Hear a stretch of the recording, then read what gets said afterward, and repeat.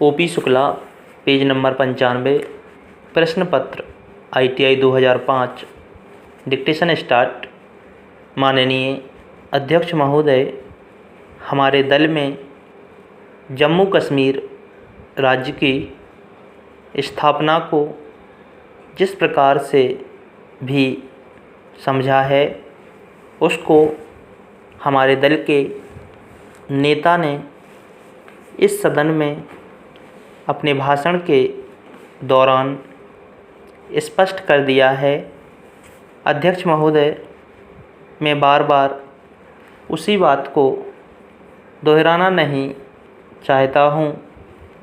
मैं इस बात का पूरी तरह से समर्थन करता हूँ कि यह एक गंभीर समस्या है और देश की एकता के लिए और देश की आर्थिक स्थिति के लिए यह समस्या विकट रूप धारण किए हुए है।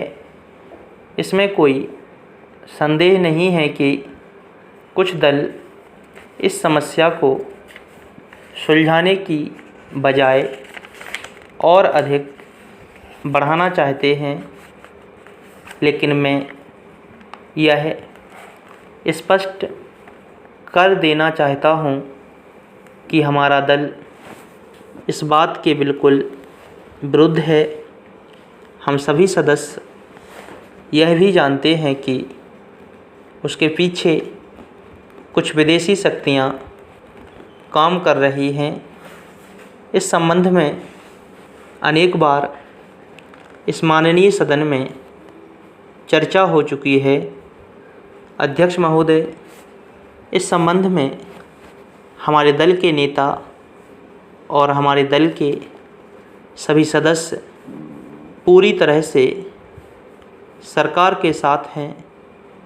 हम अपने देश की एकता और अखंडता को किसी भी स्थिति में भंग नहीं होने देंगे, लेकिन इस सब के अलावा हमें यह विचार अवश्य करना चाहिए कि केंद्र सरकार ने इस समस्या को समाप्त करने के लिए कौन कौन से ऐसे कदम उठाए हैं जिनसे जम्मू कश्मीर राज्य की समस्या को सुलझाने में सहायता मिली हो। मेरे एक मित्र अभी इस सदन में यह कह रहे थे कि इस राज्य की आर्थिक स्थिति का लाभ उठाकर ये सभी विदेशी शक्तियाँ वहाँ पर अपना अपना काम कर रही हैं।